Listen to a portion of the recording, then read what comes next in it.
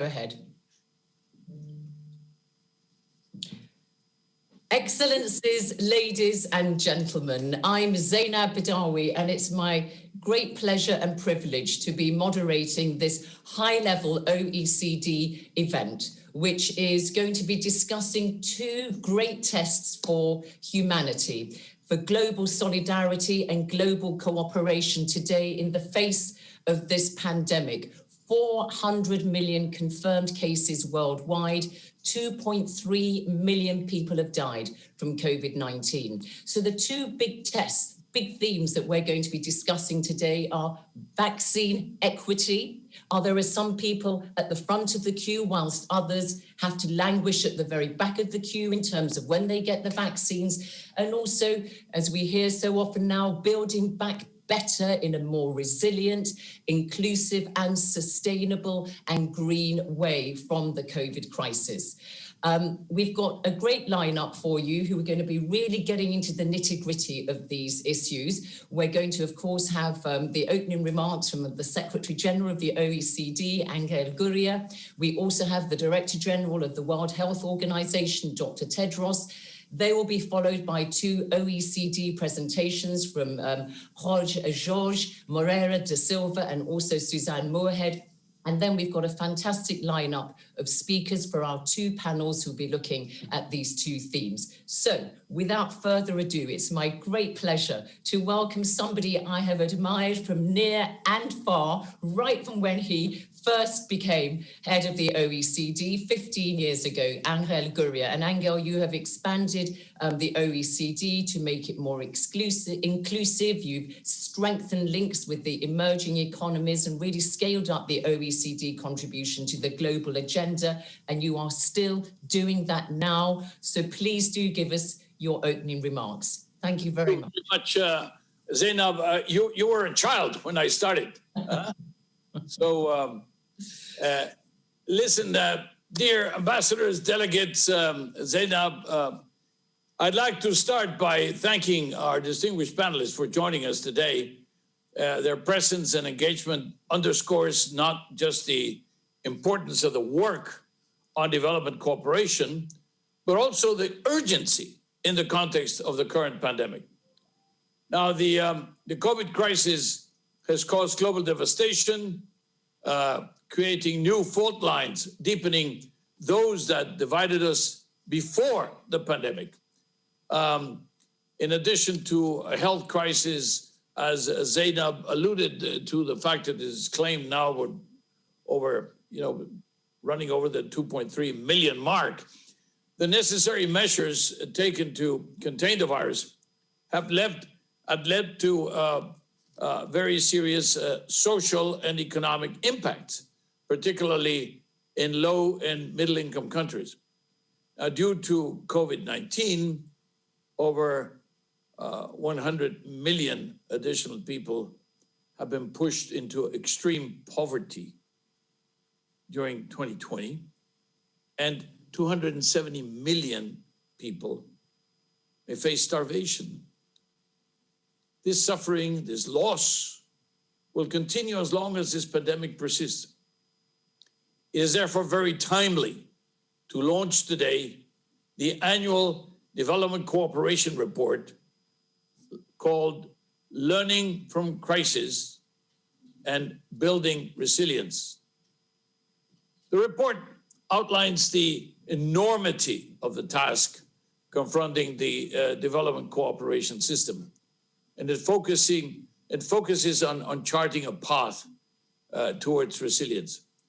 It promotes an all-encompassing agenda to integrate cross-sectoral programs, build country systems, increase development financing, step up action on global public goods, and improve coordination within the development cooperation community. Before COVID-19, we were already moving too slowly towards the Sustainable Development Goals. And now the crisis threatens to slow our progress even further. Just to put in context, $14 trillion have been mobilized so far for global stimulus. And the vast majority of that is for high-income countries. I would say substantially all is for high-income countries. This is 90 times larger, 90 times larger than the annual investment in official development assistance, the ODA, which is 153 billion. I mean, we can double, we can triple, we can quadruple the amount, and it would still be a fraction, only a fraction of the amounts that have been dedicated to fighting the pandemic. And we would be not only being generous, but also very smart, because we would help to fight the virus. And of course, only by disappearing the virus everywhere, we will disappear everywhere. Now, we cannot move beyond this pandemic. We cannot repair the global economy. We cannot get back on track towards meeting sustainable development and climate goals unless we invest in a truly global recovery. One that, as different from the recovery from the global financial crisis of 2008, 2009, this one should not leave anyone behind. We must use the crisis as an inflection point from which to accelerate the pursuit of collective goals. And in this context, the crisis has prompted two great tests of global solidarity. The first is defeating the pandemic. The scientific community performed an enormous feat, creating and manufacturing numerous, actually now there are several effective vaccines in record time. Now it is up to all of us, governments, the international community, scientists, pharmaceutical companies, to come together to achieve the highest possible level of immunization across the world. And that means equitable access to and delivery of vaccines. And while there has been progress to address this critical issue through coordinated efforts such as COVAX, a global risk-sharing mechanism for pooled procurement and equitable distribution of COVID-19 vaccines, this is what COVAX is about. This and many other collective responses remain underfunded. Again, it requires some billions as against the trillions, and we're not getting it funded enough, which is crucial to the effort of the vaccination of developing countries. The trend towards vaccine nationalism seriously undermines the potential of these collective efforts. Recently, UN Secretary-General Guterres underlined that the world's leading economies have a special responsibility to enhance global solidarity, to close the vaccine gap for the world's poorest. Now, the global economy stands to lose as much as 9.2 trillion, which is close to half of the size of the US economy. Just to put it in context, if governments fail to ensure developing economies access to COVID-19 vaccines, as much as half of which would fall on advanced economies. So they would lose around 5 trillion.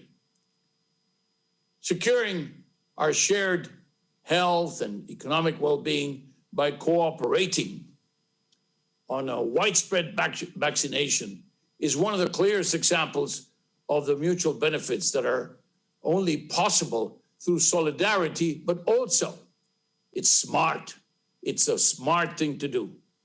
It is ethically and morally right, but it is also economically right, and it is as you will see going forward, politically right. Now, the second test for global solidarity is a long-term, but no less critical challenge, and that is to prepare the world for future shocks. Looming global crises, but chief among them, climate change. This places an urgency on developing robust crisis response mechanisms and building global resilience to withstand, absorb, and be transformed positively by shocks. Now, notwithstanding the anguish suffered by people in advanced economies, recent months have seen strong public support for fairness and global public goods like health security, stable climate.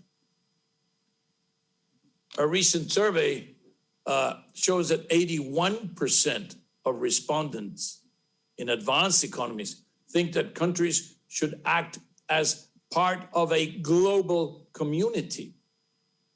This clear support gives decision makers a mandate to address the underlying vulnerabilities and tackle inequalities. Which, as I said before, existed before the pandemic, but have become only too obvious now and broader, deeper, greater now. So through development cooperation, OECD members and the international community are well placed to drive the global resilience agenda. Now, dear friends, only by acting together can we prevail. Advanced economies will not beat the virus. Advanced economies will not recover unless they help developing and least developed economies out of this crisis. This gives a new sense, a new meaning to global solidarity, to multilateral cooperation, to development aid. We've never had a crisis so global where the needs are so obvious, but also so immediate. I very much hope that this report helps us turn this crisis into a new beginning for development cooperation. The OECD stands ready to help, and I thank you for having joined us today.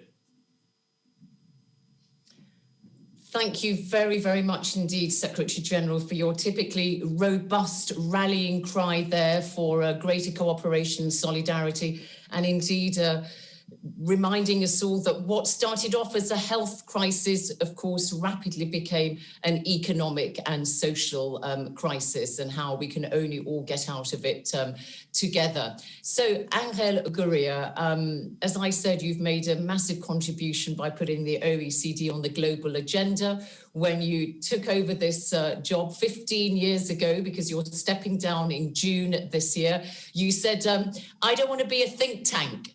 I'm a do tank. And you said the idea of being a think tank turned your liver to foie gras. You've been living in Paris for a long time. So I just wonder, now that you're stepping down, you leave the organization in a very, very healthy way, as it turns 60, no question of it feeling its age at all. I just wonder if you've got a brief reflection to make on your tenure for 15 years. Because we have been putting an emphasis on how central people are in terms of growth, productivity, et cetera. The inclusiveness issue has been central to our efforts. Inclusive growth has become the theme. And at the same time, actually, we just created the WISE Center, WISE for well-being, inclusiveness. The S is for the question of environment, for sustainability, and then the E is for equal opportunities. We sort of put all the elements together that we were doing here at the House, and we put this out because it's a sign of the times. This is what is now required. And last but not least, cooperation, cooperation, cooperation, multilateral cooperation, multilateral approaches. This is the only thing that will work. Now, it's the only way to deal with trade, with investment. It's the only way to deal with migrations. It's the only way to deal with things like climate change. But it is absolutely the only way to deal with this pandemic, which is the single most global phenomenon, the single most global enemy we've faced in our lifetimes. So, well, this is where I believe that we're moving towards. This is the direction in which we're leaving the OECD, and hopefully the direction in which we'll continue and even accelerate. Well, you end your tenure as you started it, despite your perpetual smart suits. You always had your sleeves rolled up, working very hard. And of course, with the pandemic, you're working extremely hard, putting the OECD as much as you can center stage. And I'm sure that once you step down, you will continue to be a very powerful voice for good on the international arena. Thank you very much indeed, Secretary-General Ángel Gurría. Thank you. Thank you, Zeinab. Thank you. So I'm now also delighted to say that we are joined on this high-level event by the Director General of the World Health Organization, Dr. Tedros, a former Ethiopian foreign minister and also Minister for Health in Ethiopia. And he's been at the WHO since 2017. And of course, latterly has been totally in the center of trying to get the world to deal with this pandemic. And whilst at the same time not losing sight of your overarching ambitions on universal health coverage, which is one of your key strategies. So Dr. Tedros, welcome, and please give us your opening remarks. You've been using some very strong language about vaccine equity and how there would be a catastrophic moral failure if there wasn't equity in this area. So please do give us your opening remarks. Thank you, Dr. Tedros. Thank you. Thank you, Zeinab, on the strong language on vaccines. I think many of my colleagues here also have been saying the same thing. And I'm really glad to join colleagues in this. Secretary-General Ángel Gurría, my friend. Thank you. Excellencies, honorable ministers, distinguished guests, dear colleagues and friends. I would like to express my gratitude to Ángel Gurría for convening this event and for your leadership at OECD, particularly during this difficult period. As you know, the world has surpassed 100 million confirmed cases of COVID-19, and more than 2.2 million people have lost their lives to the virus. The pandemic is testing our resolve, the strengths of our institutions, and the multilateral system. While the development of vaccines in such a short period is a great scientific achievement, if we do not act now, it could serve to deepen already existing inequalities. As things stand, even as the first vaccines start to be deployed around the world, the promise of equitable access is at serious risk. We now face the real danger that even as vaccines bring hope to those in wealthy countries, much of the world could be left behind. Over 94% of countries now vaccinating are wealthy. 75% of doses are deployed in just 10 countries. It's understandable that governments want to prioritize vaccinating their own health workers and older people first. But it's not right to vaccinate young, healthy adults in rich countries before health workers and older people in low-income nations.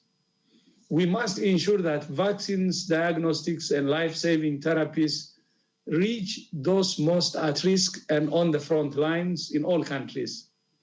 This is not just a moral imperative, it's also an economic imperative.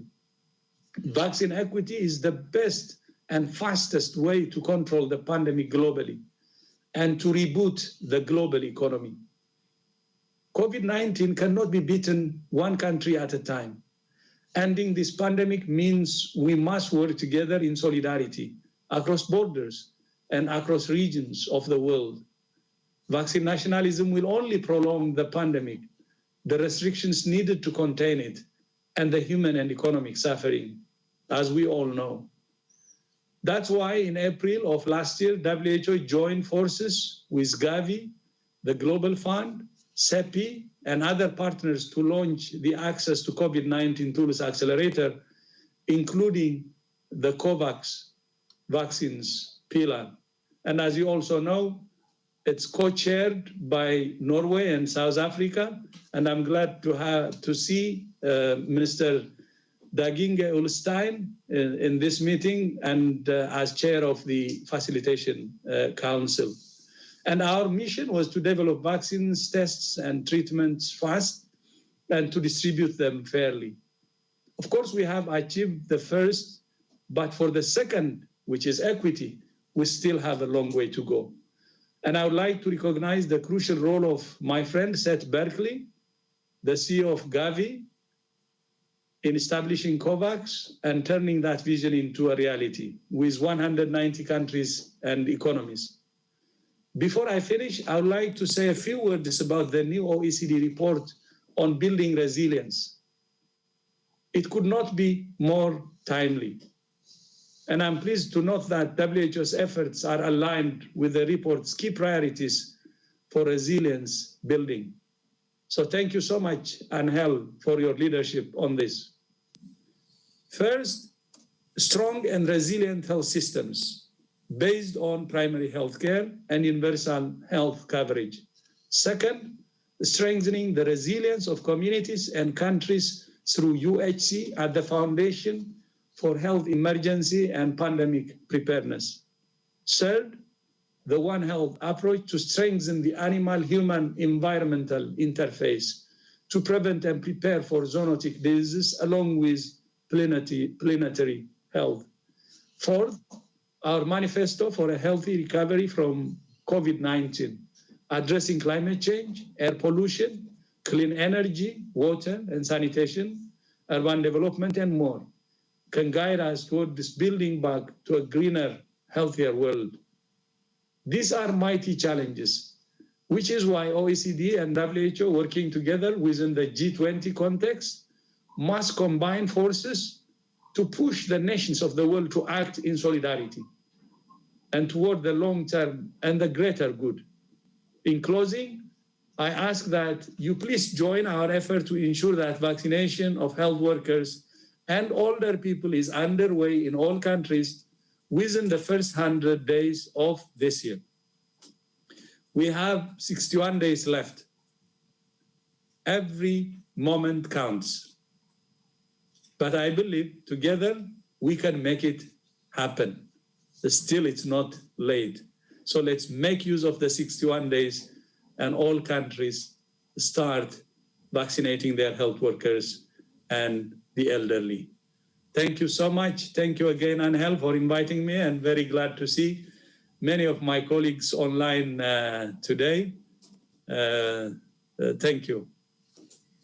Thank you so much indeed, Dr. Tedros, and I'm sure that I can express all good wishes and success in your efforts in spearheading the global response to the pandemic. And that very sobering statistic you gave us when we're talking about vaccine equity of how 75% of vaccines globally have been bought by just 10 countries. Thank you very much indeed.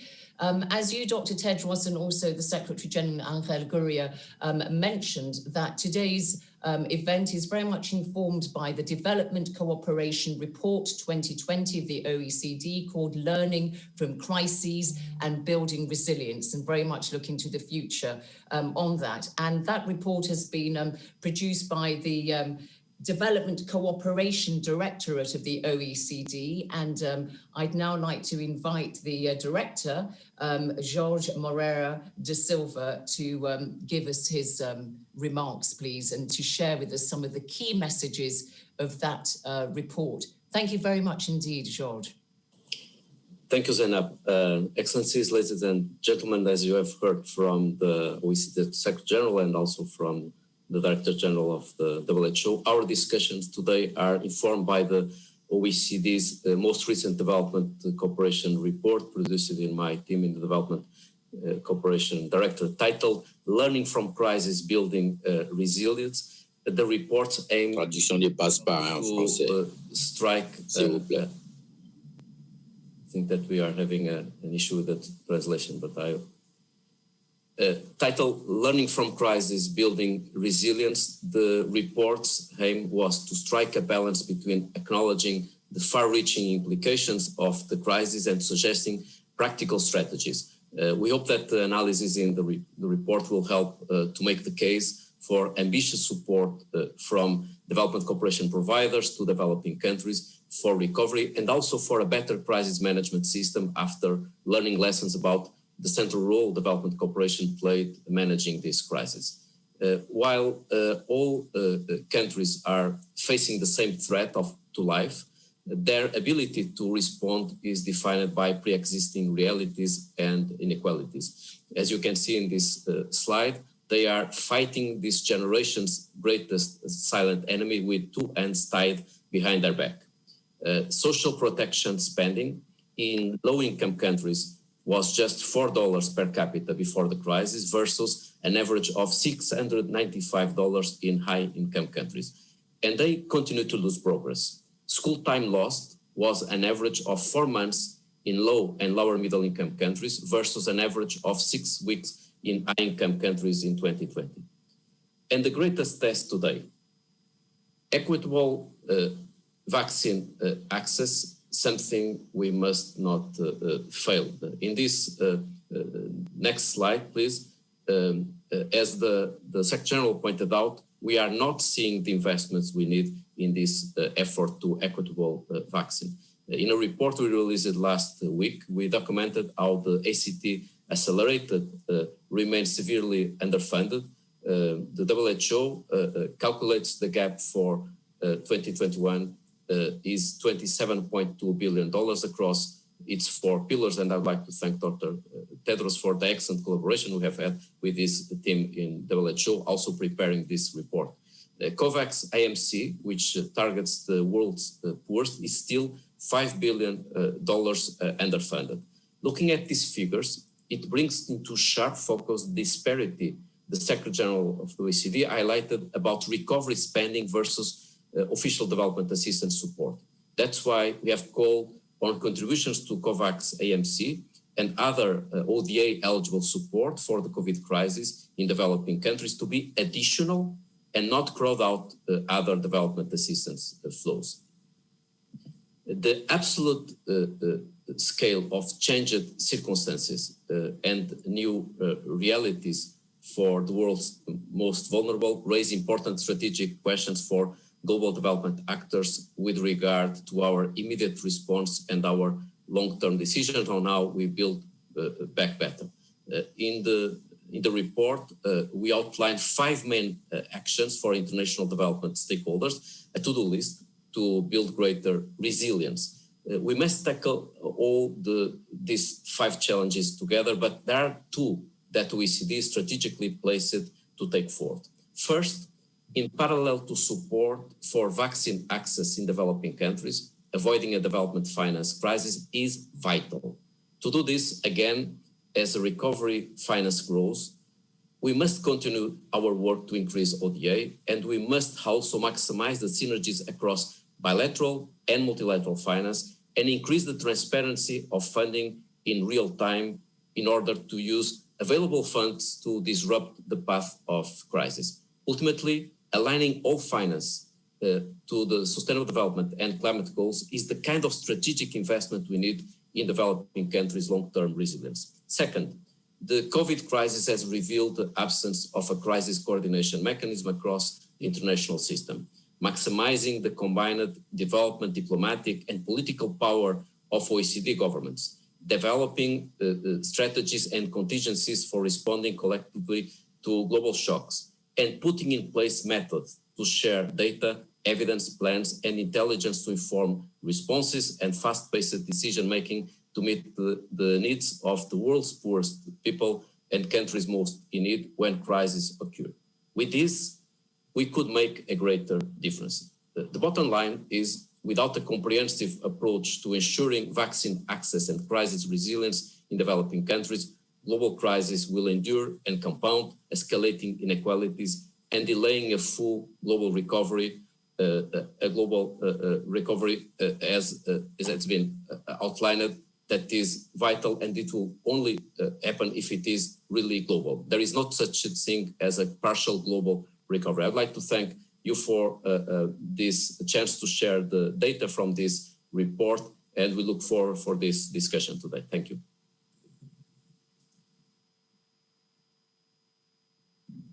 Thank you very much indeed, George, for highlighting some of those key messages in that very important report, and with your very clear to-do list and how the world can act to avoid making a very bad situation even worse. Thank you. I'd also like to invite a colleague of yours, Susanna Moorhead, to just make a brief remark. Susanna, you chair the Development Assistance Committee, which is a very important OEC body that's committed to upholding standards and norms, and you represent some of the most influential countries in the world. Just briefly outline for us, what do you see as the role of the DAC, the Development Assistance Committee, in this crisis, and what its committees are, what the committee's priorities are in going forward to try to build resilience in the way that we need to? Yeah, thank you, Zeinab, and great to see so many friends and colleagues. I said in my editorial to this report that 2020 would probably be regarded as the beginning of the 21st century. I also said that if the development cooperation community stepped up to the long and immediate challenges, that it would be a seminal chapter. I think it could go either way, and there is no evidence yet that those of us here on this call, that the international community, that all our governments and our citizens are going to do that.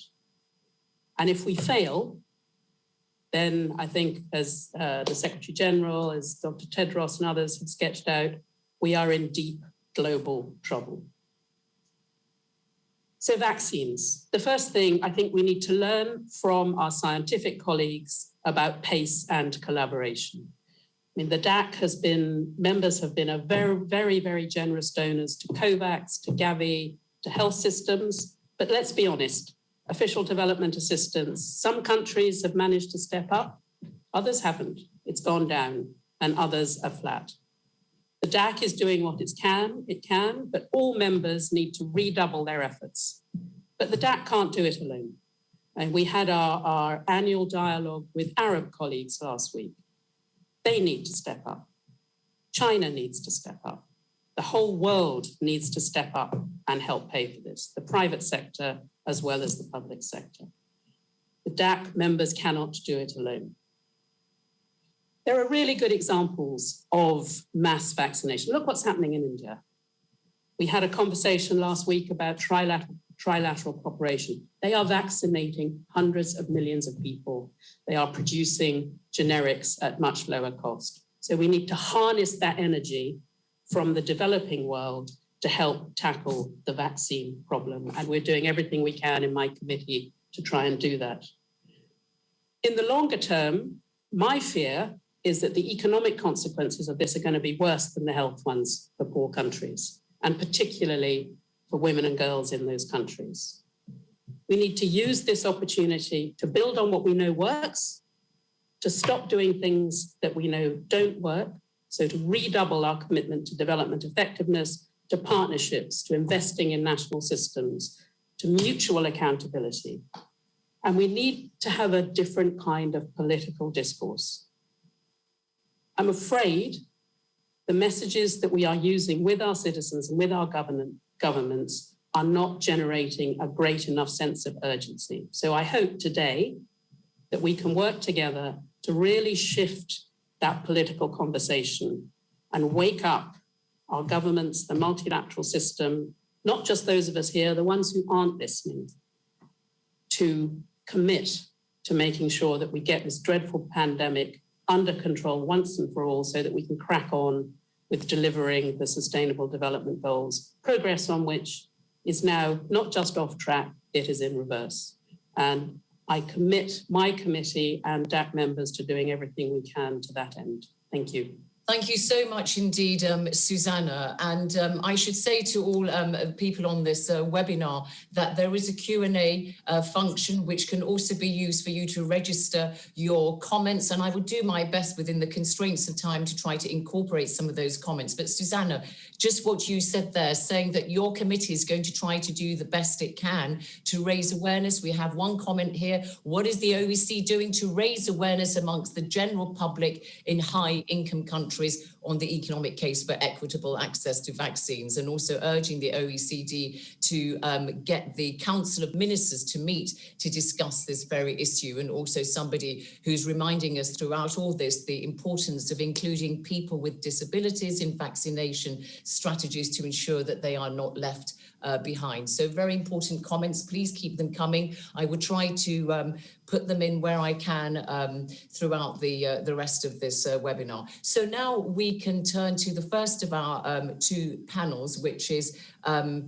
going to be focusing on this idea of vaccine equity. And let me start with Ibrahim Patel, who's Minister of Trade, Industry and Competition in South Africa, a post that you've had, Minister, since 2019, but prior to that, you'd been Minister of Economic Development for 10 years in South Africa. South Africa a lot in the news, of course, because it has suspended its rollout of the program of AstraZeneca's vaccines today because of some concern that it may not be effective enough. You have 1.45 million cases, confirmed cases in South Africa. So I want to ask you, from your perspective, what do you see as the kind of major roadblocks or obstacles standing in your way of accessing vaccines, not only for South Africa, but other countries in the African Union, because of course, South Africa is currently in the chair of the AU. So Minister Patel, thank you. Well, good afternoon, Zeinab, Secretary-General Gurria, dear colleagues and friends. In responding to your question, I want to recognize that people across the world are anxious about their lives and livelihoods in the wake of the pandemic. Local political leaders respond to those anxieties by increasing efforts to gain access in the first instance to ventilators and personal protective equipment, and now to vaccines. This, of course, has led to sharp tensions between and within countries. Zeinab, we can either let ourselves be polarized or find constructive ways to address the vital pressures on vaccine access and build greater resilience across economies to seek to avoid this in future. The enormous efforts of scientists, public funders, and investors have already given us, in record speed, a number of vaccines, and these have gone into production and are being administered. Yet, clearly, compared to demand for vaccines and the pressing urgency faced by countries across the world, more will need to be done. To your question about roadblocks for South Africa and the rest of Africa, let me start therefore with the dynamic between supply capacity and demand pressures. On the supply side, the key is to further expand development and production of vaccines on scale. I offer 5 observations. First, agile adjustments of the vaccine is needed to address virus variants, even when these variants are not yet present in developed countries, and for vaccines that can be stored and transported at ordinary refrigeration temperatures. Second, Production of vaccines need to use all available facilities and decentralize.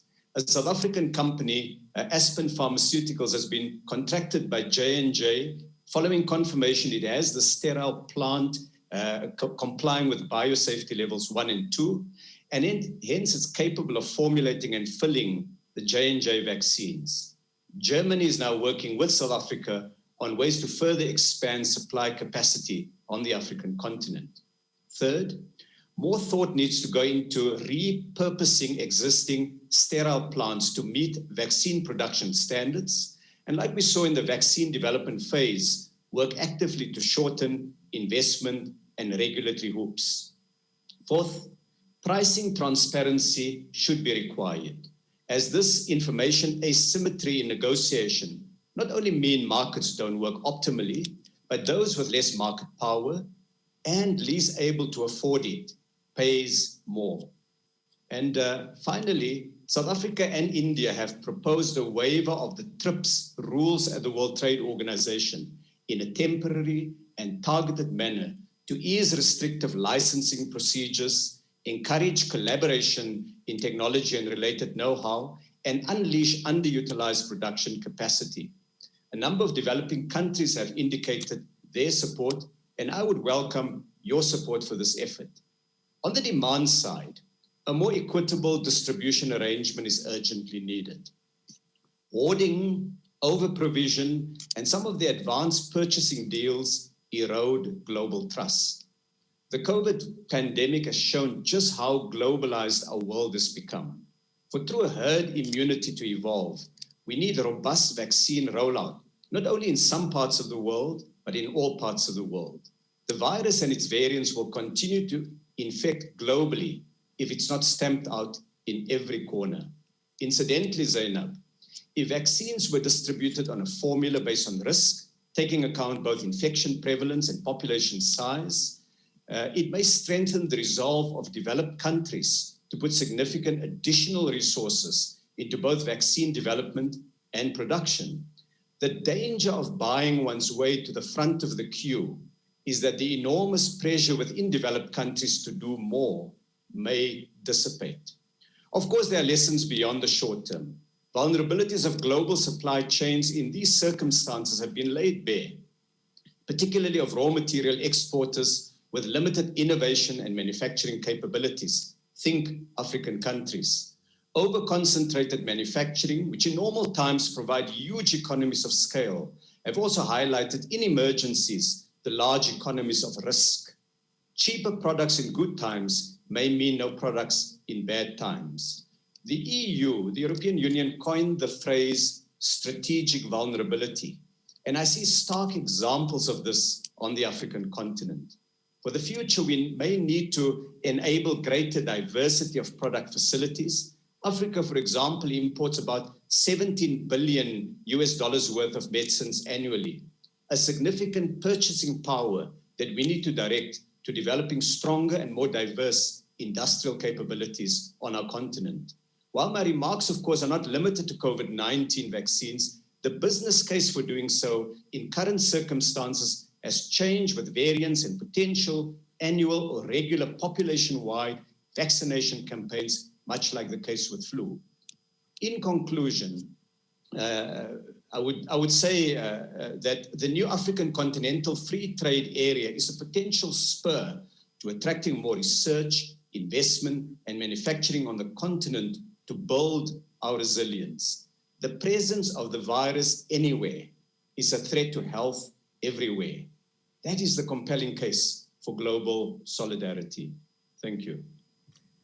Thank you so much indeed, Minister Ibrahim Patel, for telling us about the perspective of the African continent. I think I'm right in saying that only one country in Africa, Morocco, has had a comprehensive vaccination program so far. And I know South Africa is due to roll its one out in the coming days. So I'd now like to invite the European Commissioner for International Partnerships, Jutta Urpilainen. Commissioner, we've had quite a few comments and questions coming in for you, too long for me to give to you, but basically the essence of them is that the discussions are mostly about funds, and they're asking about technology transfer and free access to vaccine patents, and to what extent the European Union is allowing this free access to the patents questions. So I wonder if you could tell us how you see your priorities of European institutions in supporting this call for global solidarity on vaccine equity and the ongoing response to lower and middle income countries for COVID-19. Thank you, Commissioner. Thank you, Zeinab, and thank you for the OECD for organizing this event and giving me this opportunity to participate. Since the onset of the COVID-19 crisis, the EU has championed global cooperation and solidarity. And with this in mind, I will make 3 points. Firstly, on the EU's global COVID-19 response efforts. Secondly, what we are doing on COVAX. And thirdly, what we will do to prevent future outbreaks. So firstly, the EU has been at the forefront of the global COVID response. As Team Europe, the EU, member states, and our financial institutions have raised more than 38.5 billion euros to help partners across the globe. Our focus is strengthening health systems to ensure partners are prepared for vaccine rollout and supporting our partners as they deal with the impact of the pandemic on economies and societies. We have also hosted a pledging marathon last spring, raising 15.9 billion euros to develop and deploy vaccines, tests and treatments, notably through the Access to COVID-19 Tools Accelerator initiative. Secondly, the EU has played a leading role in setting up the ACTA's COVAX facility. And Team Europe is one of the largest contributors to COVAX with more than 850 million euros. COVAX will secure 1.3 billion doses of vaccines for 92 low and middle income countries by the end of this year. And of course, we welcome the COVAX announcement on imminent deliveries of vaccines. And there is also a broad agreement by the EU leaders to establish a common EU vaccine sharing mechanism. And we are now discussing with the member states and also with COVAX how to set up this mechanism. And this is a strong show of hope and solidarity with our partners. So thirdly, and this is my final point, we must plan for the long term. This is maybe my main message today. And especially address inequalities in health systems and health security, preparedness for future pandemics in partner countries. What we will do, we will continue taking special actions in a Team Europe spirit to help our most fragile partners build resilient health systems. And this is a guiding to current programming of the EU's budget for external action. The pandemic has also exposed the need to build up a local manufacturing and production capacity, as the previous speaker was explaining, and a stronger pharmaceutical regulatory frameworks in Africa. And we are now exploring avenues for doing so in the programming of our long-term budget to NDICI, and notably through the EFSD Plus. So one instrument within it.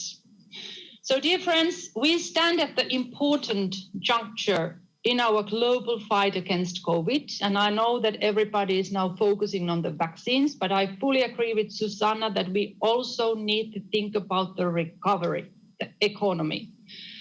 But you can count on the EU's support. We think that only solidarity, partnerships, and enhanced multilateral cooperation will get us over the finish line. And we will present a new communication on multilateralism actually in the coming weeks. So thank you for your attention. Thank you very much indeed, Commissioner Jutta Urpilainen, for setting out the EU's vision there. Thank you. I now would like to ask Francisco André, who's Secretary of State for Foreign Affairs and Cooperation of Portugal, but Portugal, of course, currently holds the presidency of the European Union Council. And Francisco André, Portugal has said that it will use its role to accelerate the vaccination programs in Europe. And of course, we've heard a lot in the news about the missteps that have been taken so far and the row with Britain and all the rest of it. But how can you accelerate Europe's vaccination program whilst being mindful that that is coming against a background of very limited global supplies of vaccines? So you don't want to undermine global solidarity, do you? So just square that circle for us. Thank you. Well, thank you very much for your question, Mrs. Badawi. Firstly, let me start by congratulating the OECD on the initiative to organize this event, which proposes to discuss a matter of paramount importance for all humanity and at this crucial juncture. I would also like to thank the OECD Secretary-General, Mr. Gurria, for the invitation to participate in today's discussion and to greet the other members of the panel. The COVID-19 pandemic has highlighted the need for collective action and solidarity. It is a reminder to us all that of how crucial it is to work together to overcome global challenges. As the UN Secretary-General has stated, COVID-19 is menacing the whole of humanity, and so the whole of humanity must fight back. This is why the EU plays also a global leadership role, as the Commissioner Urpilainen just underlined, in these sustainable development efforts as the largest official development assistance provider among all the DAC members, and with a significant presence in all regions and delivering across all sectors. The European Union is living up to this role through its Team Europe initiatives in a cohesive and effective strategy for the recovery of its partner countries in line with the spirit of building back better. Portugal took over the presidency of the Council of the EU last January in a particularly challenging environment. It is, without a doubt, the biggest health challenge of our generation, one that demands resolve, coordination, unity and solidarity by the international community as a whole. Taking into account the severe impact of the pandemic, the motto of our presidency is a call to action, time to act for a just, green and digital recovery. Regarding vaccination against COVID-19, the current worldwide situation shows that the pandemic knows no borders and its consequences are likewise asymmetrical and diverse. The impacts of the pandemic are wide-ranging and multifold, affecting people's everyday life, particularly those who are the most vulnerable. We strongly believe that no region can be safe until all parts of the world are protected against the virus. This is why we firmly believe that vaccines must be made available not only to the European Union citizens, but also to those in our partner countries in other parts of the globe, mainly in developing countries. This is not only a question of solidarity, but the only way to change the course of the pandemic. Vaccination against COVID-19 must be treated as a global public good, and the European Union should strive to achieve this goal based on the principle of solidarity to our partner countries, especially those most in need. So far, the EU received a few million COVID-19 vaccine doses for a population of 450 million, which is not a huge amount, taking into consideration that EU countries are among the most affected in the world in terms of deaths related to COVID-19. The EU has made the early purchase of around 2.3 billion doses, with the possibility to redirect or donate part of these vaccines to other countries. Portugal will support efforts towards an EU vaccine sharing mechanism, was just mentioned minutes ago by our European Commissioner. And in this context, we will need necessarily to target Africa in particular, where the most fragile situations are to be found, besides the EU neighborhood and Latin America. The COVAX mechanism, with the European Union as one of the leading donors, is instrumental in this regard. Team Europe has so far allocated more than 850 million euros to the COVAX. As vaccines become available, new challenges arise to operationalize the largest simultaneous vaccination program ever designed worldwide. In this framework, access, supply, and conservation environment, distribution, and administration of vaccines will be demanding in all countries to various degrees, but certainly with greater repercussion in developing countries. We should not refrain from jointly exploring complementary actions and capabilities in line with the Team Europe spirit. We can consider supporting the preparation of vaccine distribution plans, evaluating the pre-existence of adequate conditions for vaccine preservation and transportation, in addition, of course, to making vaccines available to partner countries themselves with a focus on health workers. Global, regional, and bilateral efforts have to be put in place in a coordinated and complementary manner for the sake of effectiveness. At a also bilateral level, Portugal will seek to support the efforts of our cooperation partners, especially in the operationalization of the respective national vaccination plans starting in the coming weeks. Moreover, Portugal will strive to ensure during its presidency that the European Union's commitment covers the entire spectrum of the COVID-19 consequences, immediate health and humanitarian assistance to longer-term development needs, and support partner countries building back better, greener, and stronger.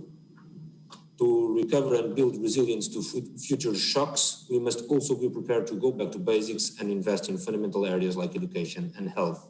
This is the reason why Portugal has elected the human development as a pillar for sustainable development at the top priority of our development cooperation program for the EU presidency this semester. Let me conclude by saying that we will continue to monitor the common efforts and stimulate policy discussions in order to take forward the implementation of the Team Europe response, working hand in hand with all relevant actors to provide a sound basis for a consistent and long-lasting recovery for our partner countries and ensuring that no one is left behind. Thank you. Thank you very much indeed, Francisco André, Secretary of State for Foreign Affairs and Cooperation of Portugal, which holds the EU presidency. Just to give you a flavour of the kind of comments we're getting in, multilateral organisations such as the OECD and the WHO demand human solidarity and cooperative international management, which could avoid vaccine concentration in the most rich countries. However, the current situation has not changed. And this person asks why, and is there a lack of commitment and political will missing at the international level? That kind of sums up the kind of tenor of the comments and questions that we're getting in. I'd now like to invite Gayle Smith, President and CEO of the One Campaign, a real veteran campaigner who was once an advisor to President Obama and Clinton and also worked at the USAID. And Gayle, the One Campaign very much focuses on tackling the drivers of extreme poverty and preventable disease. Just outline for us what is at stake if we don't achieve vaccine equity. How will it have a knock-on effect on trying to combat poverty and other diseases for the poorest people in the world? Thank you, Zeinab, and it's great to join everybody, and I appreciate all the comments. What's at stake is truly catastrophe for all of us. And I think it's going to surprise you. I'm going to be a bit frank here. But if we look at where we are now, there are two things we have to bear in mind. Vaccine equity is not just about access to volume, it's about timing. And the second thing is that we are already failing. COVAX is great. It is not yet fully funded. With all the money that's been put into stimulus, a small, tiny percentage of that could be going towards the issuance of existing special drawing rights from the IMF for other funding to top up COVAX and provide additional funding. The news on sharing mechanisms is great, but those need to be active right now. And I think if we fail, what are we looking at? First, we're going to extend the lifespan of the pandemic, as the virus will still have time and space to move and to mutate, as we've seen repeatedly. This is a global pandemic. Second, I think we'll see the further and systematic devastation of low and low middle income countries, greater illness and mortality, the loss of past gains in public health from maternal child health to ending the HIV/AIDS epidemic, increased food insecurity, new spikes in unemployment, an even sharper decline in foreign direct investment, and overall increased structural, systemic, and lasting poverty. And at the macro level, we're going to see defaults and possible insolvency. All of these aftershocks are going to set us back by decades.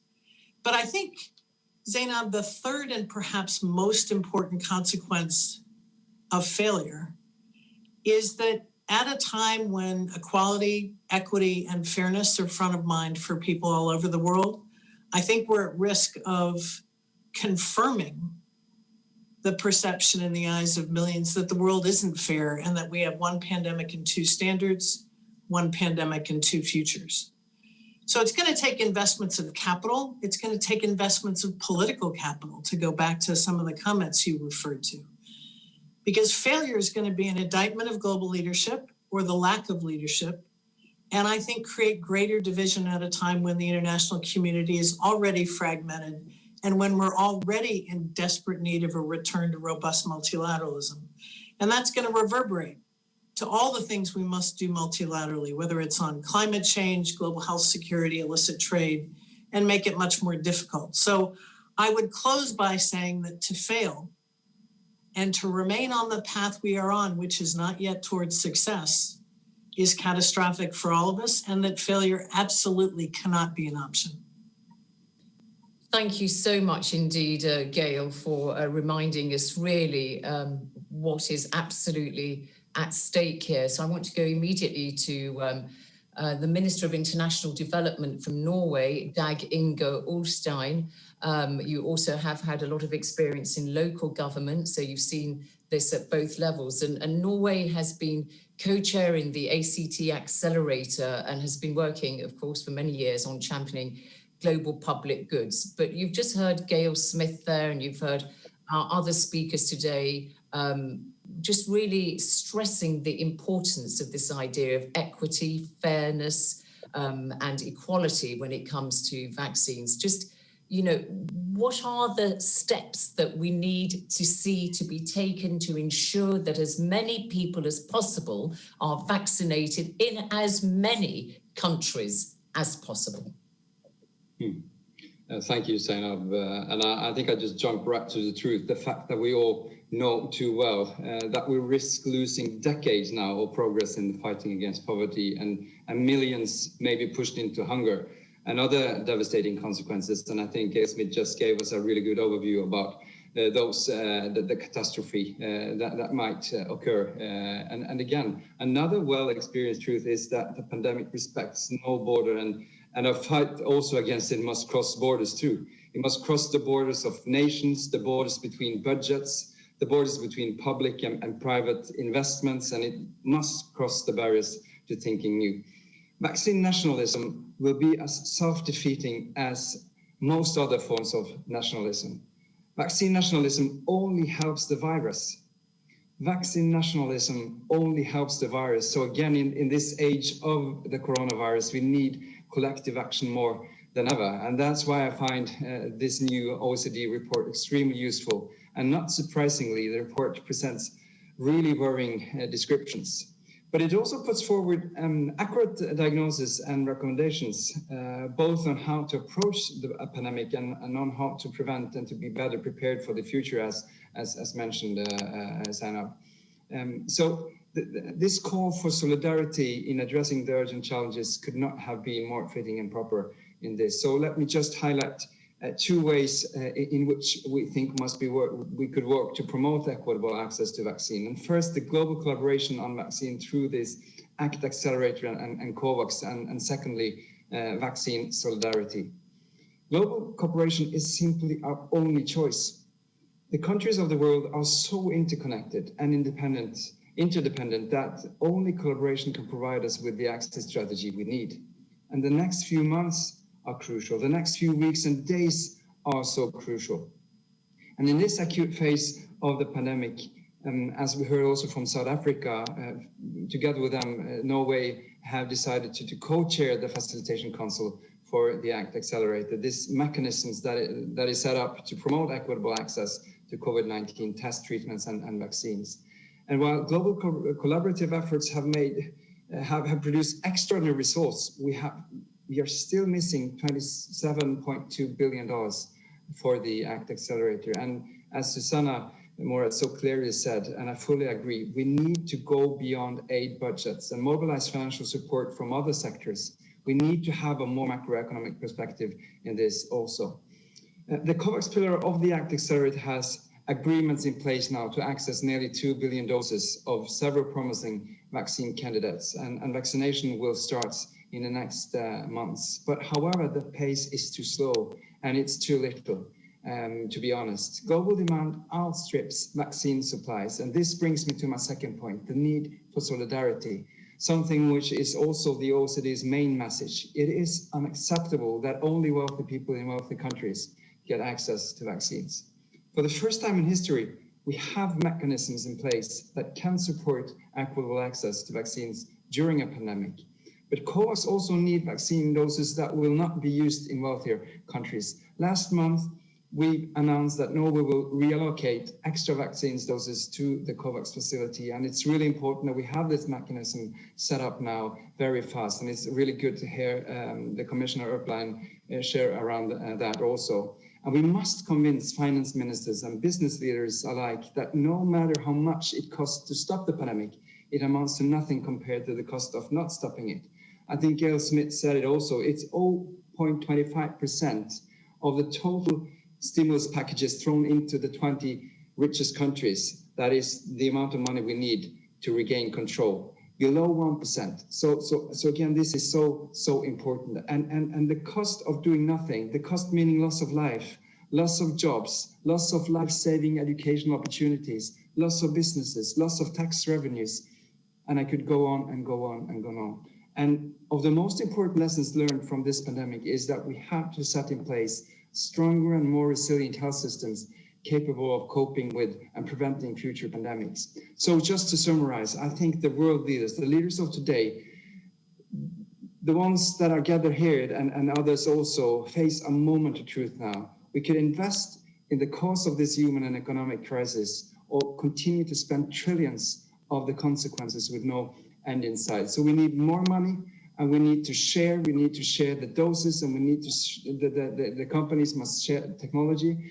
And many countries have already access to millions of doses they probably never will use. So again, the clear message is just to begin to share through the global solutions such as the COVAX AMC.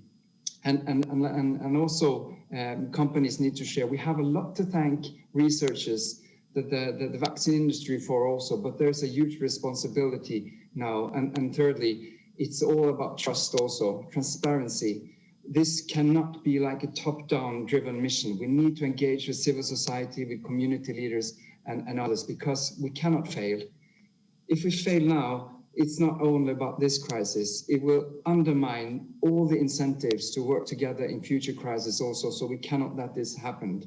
And we heard, if we let this virus continue to circulate in months, perhaps years, with the mutation we see now, there will definitely be more of that. And ultimately, that's a huge threat for all of us. And it could even make the vaccine less effective. So again, the case for global collaboration couldn't be stronger. So again, over to you, Zeinab.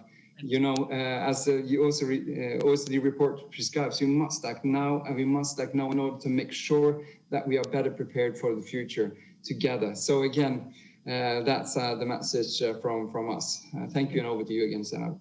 Thank you so much indeed, Minister, for underscoring there very much what Gayle Smith has said. And we had one comment about Gayle Smith's intervention. It gave excellent points on the consequences of failure, noting that our world is not on a path which is leading us to success. So a response there to what Gayle Smith was saying. So I'd now like to go, we've heard a lot about COVAX, and I'd like to go to Seth Berkley, who's the CEO of Gavi, which is leading COVAX, of course. And in many ways, Seth, COVAX has been a success in getting set up in the first place. You have said that you have access to 2 billion vaccines. but in practice, the results have been a little bit lacking. What's standing in your way of getting these vaccines to low and middle income countries that are really depending on it for their supply? Thank you, Seth. So thanks, Zeinab, and it's great to be here with all of so many friends and supporters of this movement towards equity. Obviously, with 100 million people infected and 2.2 million deaths, and many countries now battling with fresh surges of highly transmissible new variants, the pandemic is far from over. So we're still in a crisis mode a year after this was declared a health emergency of international concern. We do have to celebrate. Vaccines were developed at absolute record pace. This means that within less than a year of sharing the original DNA sequence, actually it turned out 326 days, we now have a whole a collection of approved vaccines for emergency use. And so we have to start and recognize that historic pace of innovation. We've also seen, many countries rolling out vaccines. But of course, your point is, and it's absolutely right, this should have occurred simultaneously around the world, and that hasn't happened. And so in that sense, we are not where we need to be, as we've heard from many people. But I'm pleased to say that within the next couple of weeks, we're going to see large-scale rollout of vaccine across all levels of countries, which is the first of 2.3 billion doses that we've secured so far that we hope will be delivered in 2021. And what's critical about this is until all people in all countries are protected and within a reasonably similar time frame, the virus is going to continue to spread and the efforts to reboot the global economy is going to stall. So this is why we came together, Gavi, the Coalition for Epidemic Preparedness Innovations, the World Health Organization, many other partners asked by the G20 leaders to act fast and find a global solution. And if we don't have doses shared equally, this is only going to prolong the pandemic, particularly as we struggle to get ahead of these new variants. So that's why we need COVAX, not just because protecting people in all countries, particularly low-income countries, is the right thing to do, but because it's the swiftest way to end the crisis, which besides saving lives also happens to make sound economic sense. We've seen from the IMF these extraordinary estimates that ramping up vaccine production and increased funding through COVAX will raise global income by $9 trillion by 2025, including that in wealthy countries. So that's the way we have to think about it. In terms of the actual process, for many people living in the countries, and you heard that we have 190 countries that have come together and soon to be 191 as the U.S. has agreed to join. For many people, this is the only way they will get access to COVID-19 vaccines. And so we expect that of the 2.3 billion doses that we're going to deliver this year, at least 1.6 billion will go to people in the 92 lower income countries supported by the Advanced Market Commitment. We're working to strengthen the system for delivery at the same time towards building the resilient health systems that Dr. Tedros mentioned. However, we're not there yet. And you heard we set a target of at least 7 billion to secure the vaccines we need. To finish the job, we'll still need to raise at least a further 2.1 billion at a financing event in the early summer, we hope. But also, if we need different vaccines or enhanced coverage, the needs will be substantially greater. Also, and this gets to your question, the vaccine supply remains a challenge. Supply is limited at first, with COVAX distributing about 150 million doses in Q1, ramping up to 500 million doses in Q2, and then a much larger number in Q3 and 4. Given that speed of access is key here, as you just heard from the minister from Norway, OECD countries can help accelerate the process by ensuring that any surplus vaccine doses or even options and places in manufacturing lines are donated through COVAX. I'm grateful for all the countries that have endorsed that principle, but we'd like every single country to commit to donating this through COVAX, because if we have one-off donations, that is going to take the equity principle down, and we're going to have further haves and have-nots.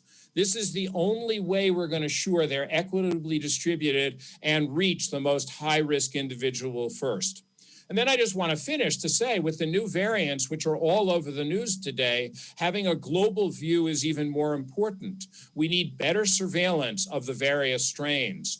We need consensus on the strategies of dealing with them, including pivoting to new vaccines or boosters if the science so supports it. Together, we have helped create COVAX, and now that we have it, it's poised to begin fulfilling its purpose. We need to work together to make sure that it succeeds, for we are only safe if we are all safe. Thanks for listening. Thank you very much indeed, Seth. And of course, you've been leading Gavi for, I think, a decade now, and reminding us there that you still need to raise $2 billion, which you hope to get in order to really help you achieve your mandate as far as the vaccines are concerned.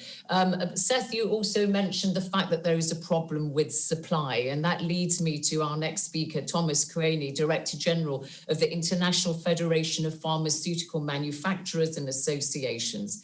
And I think many people now are saying, you know, in the light of the fact that there just isn't simply enough of a supply of vaccines, is there a pathway that you can kind of have between manufacturers and efforts like COVAX or public sector working together? Because there really seems to be a need to increase production wherever there is spare capacity. So I wonder if you could give us your observations on that. And just before you do, I should say that we're getting a couple of comments, quite a few, about the fact that never mind if you get the vaccines, how are you all going to combat the conspiracy theories on social media and the misinformation spreading about vaccines? So that's something I know that's on your radar, but it is coming through on our comment page here. So Thomas, thank you. Your comments, please. Thank you very much, Zeinab. And as somebody who many years ago sat on the OECD's Development Assistance Committee, I'm very pleased to join this distinguished panel. I think first I'd like to echo what Seth just said. We hear a lot about complaints about failure of COVAX and others. I think we have all the reasons to celebrate how far we got, because basically we all agree no one is safe until everyone is safe. And that goes for the industry, innovative as well as developing country industry. That's why both of us, as Seth knows, we sit together on the COVAX. And one of the remarkable achievements is that basically science and industry and the international organizations compressed a decade of normal development times into just 10 months.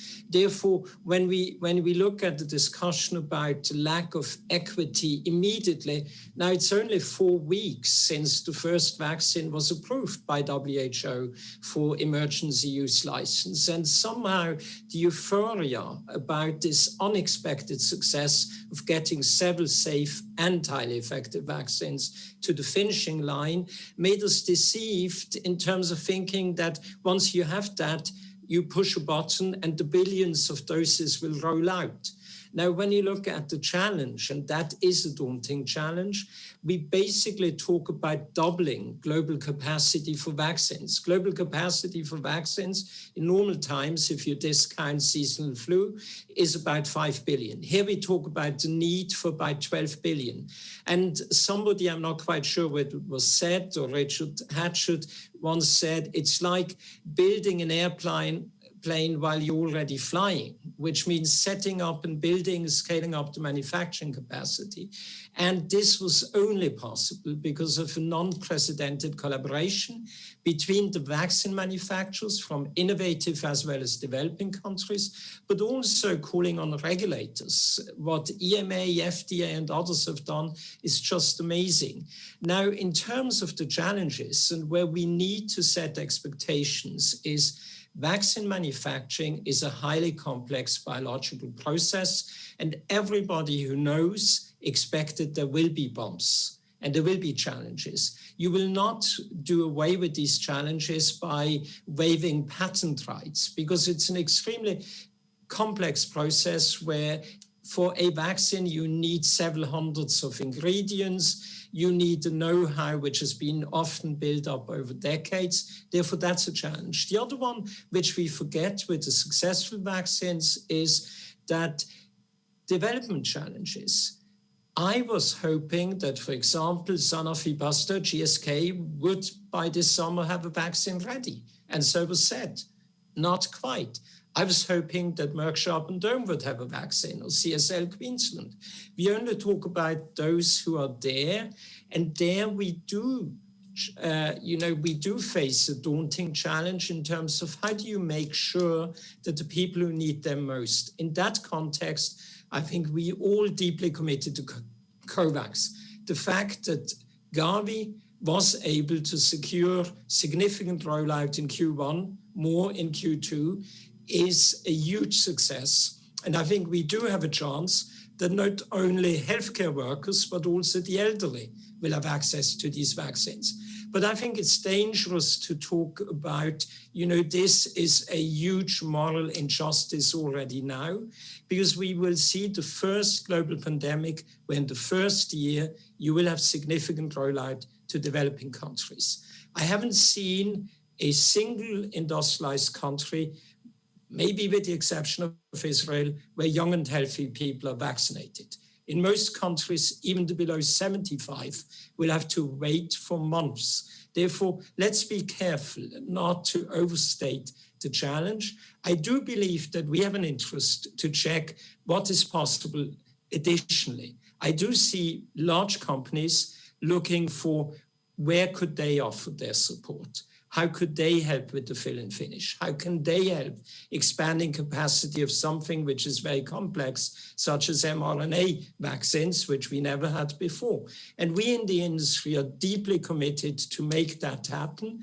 And we also need to make sure that we learn from ACT-A and COVAX. I've never seen this kind of open collaborative effort between international organizations, be it Gavi, CEPI, WHO and others, and the industry from industrialized and developing countries to achieve and make the impossible happen.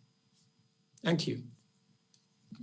Thank you very much indeed, Thomas Koehne. Just getting a comment here, everybody's talking about vaccine access, but we also need to think about access to testing. Of course, that's one of the main pillars, accelerated diagnostics, therapeutics, and of course the vaccines. Thank you very much indeed. So you were the last speaker in our first panel about vaccine equity. Let me call on Stefano Scarpetta, who's Director of the Employment, Labour and Social Affairs Directorate at the OECD, which deals with health issues. And Stefano, we heard from the Secretary-General at the beginning of the discussion and lots of other people about the particular onus on high-income countries, which of course forms the membership of the OECD, to lead this agenda on global solidarity. So just briefly tell us, how do you think the OECD can take this agenda forward? Lots of comments calling on you to do just that.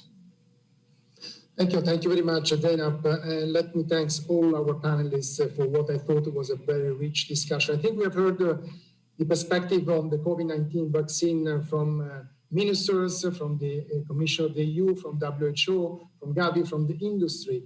A few points have emerged, which also, to some extent, give us the lead to the work that OECD, of course, working with WHO and all that the other stakeholders can do. Let me start by actually saying that if we take one perspective, the COVID-19 vaccine is a resounding success story. I think Dr. Tedros stressed that. In less than a year, we have developed, we have tested, we have approved, and began administering vaccine against a novel virus, as also Seth Berkley report. 3 very effective vaccines are already been approved in OECD countries, and there are about 60 that are in clinical trials, some of which actually can be expected to reach the market in the coming week. I think unprecedented scientific collaboration, vast amount of public funding have been made possible. The genetic information of the virus was sequenced and published within 10 days of its emergence in 2020. And even in difficult political times, scientists from around the world, including China and the United States, have collaborated to develop vaccine in record time. The OECD countries alone have mobilized some $13 billion in R&D funding, and much more actually in the purchase and distribution of vaccine. And countries, of course, as we said, have come together to find innovative solutions to accelerate access in developing countries, including, of course, through the COVAX. Of course, if we take the other perspective, which is one that dominates our discussion here, we need to work harder, much harder, to make sure that vaccines reach out those in need. The demand currently vastly exceeds the supply, and access is highly unequal, as stressed also by many of our panelists. But as manufacturing scale up in the coming months, hundreds of millions of doses will be released from factories to all over the world, allowing to an unprecedented global immunization effort. But this requires extraordinary logistic and organizational effort, and in particular, greater international coordination in order to allocate the available vaccine volumes to those who are in need. We currently see vaccine basically delivered in high-income countries that sign bilateral supply agreement, providing favorable terms to the manufacturers, and many other countries are basically standing in line while the transmission is high, and actually we see also pressure to the virus to mutate. This could really undermine the global immunization effort and delay substantially the social economic recovery in developing countries and in advanced countries as well. The SG mentioned the $9 trillion that we might lose in failing to distribute the vaccine, more than half of that in advanced economies. But I think this is by no means only an economic cost. Gayle Smith stressed the devastating health and social effect in developing countries in failing to distribute quickly the vaccine. COVAX still has a large funding gap, as was recalled, and I think the ODA, despite the fact that some countries have great resources, is still going down, as the DAC chair said. And in addition to the massive scale-up of vaccine manufacturing capacity, I think we need also to build up on the ancillary product, vials, syringes, refrigerators, equipment, as well as on the personnel and infrastructure of vaccine delivery and administration. We also have to make sure that intellectual property rights, this was recalled during our panel, are not a barrier to global access, and just as importantly, the technology and know-how are transferred. This will help us scale up the manufacturing capacity even faster. So I think there are many, many challenges we are facing, but I think perhaps the most important one is precisely to scale up to a new level, I think, the international cooperation and coordination. The OECD can work supporting, of course, member countries work in close collaboration with WHO and all the other stakeholders in all these efforts. But I think we need really a global cooperation at a new level. Thank you. Thank you very much indeed, Stefano, which links in very well to our next panel, because we're looking at the ripple effects, the very considerable effects of this, what started as a health crisis. We know that it has exacerbated inequalities between countries and really regressed whatever progress was being made in achieving the Sustainable Development Goals. And so I'd like to invite our first speaker, Vera Songwe, who's Executive Secretary of the United Nations Economic Commission for Africa. Vera, if you could share with us your reflections. Of course, the African countries have set up, Agenda 2063, a real blueprint for development on the continent, the free trade agreement that was recently signed and so on. To what extent has the pandemic now compromised these ambitions and perhaps shifted your priorities? And could I just say at the outset, in the interest of time, could all my speakers now stick to the time that they've allotted? Otherwise, I will have to run over, and I don't want to do that. Thank you, Vera. Thank you, Zeinab. Let me start by saying thank you to Ángel for gathering such an amazing group together. It is a difficult time, as we've heard from Tedros and Gayle. I think a very sobering constat, like we would say. But listen, the COVID-19, and as we speak, actually, the Economic Commission for Africa is running on another screen, the Africa Business Forum, where we have President Kenyatta talking with 4 young ICT CEO developers of the continent on the amazing things that have come out of this COVID-19 crisis. And just to give you some statistics, in 2016, we had 300 ICT hubs on the continent, 2020, 670. So this just gives you a sense. Mergers and acquisitions in the ICT sector have grown. So there is a positive there. And I think we do need, as we talk and as we look at this report, and there is all gloom and there is debt, and even on the debt issue, I want to come back to that in a few minutes, there is actually some positive. But Before we go to the positive, let me say that I think one of the important things that has come out of this crisis also is on the health side. We have realized that as the continent that consumes the largest number of vaccines, we cannot be the continent that produces the least vaccines. So we are beginning to produce more and more vaccines. I see Minister Patel there, South Africa, Aspen. We didn't know about Aspen 3, 5, 6 months ago. I think now everybody wants an Aspen in Africa. Aspen is the largest producer of vaccines on the continent. It's a business in South Africa. We're hoping that we can have many more of that. The African Continental Free Trade Area Agreement that we launched in January 1, I think is beginning to show and deliver its results by seeing how we can, link those global supply chains and ensure that we can do that. The third thing that I wanted to talk about in terms of what has happened is some of the enablers and from this crisis. It's the macro. I think there has been a huge conversation about, is Africa going into insolvencies? Is there going to be a crisis? 54 African countries, 4 of them have declared, some kind of insolvency. So there's still 50 that need liquidity. So I want to take this opportunity as my closing bang to say that even as we talk about vaccines, we need to ask for the special drawing rights, because only with special drawing rights can we have access to the liquidity that is going to keep our economies open and ensure that all of us can vaccinate ourselves. Thank you. Thank you so much indeed, Vera, for keeping in time. And I should say it's 60 years since the UNECA was set up, and I know it's in very capable hands with your pedigree coming from the IFC and the World Bank and so on, regularly voted as one of the most influential people in Africa. So we wish you every success in your endeavours. Thank you for that. I'd like to stay in Africa and go to the Minister of Finance of Côte d'Ivoire, Adama Coulibaly, who swapped the world of academia and joined the world of politics in 2019. And Minister, you've been part of the team managing the economic and social fallout of the COVID-19 crisis in Côte d'Ivoire. Just tell us, in what ways has the crisis made it more difficult for your country to advance its development programs? And Minister, I know you're going to be speaking in French. Merci Zeinab, merci beaucoup. Je voudrais dire que c'est un plaisir pour moi de participer à cette discussion pour porter la voix de la Côte d'Ivoire sur les leçons apprises de la gestion de la pandémie à COVID-19.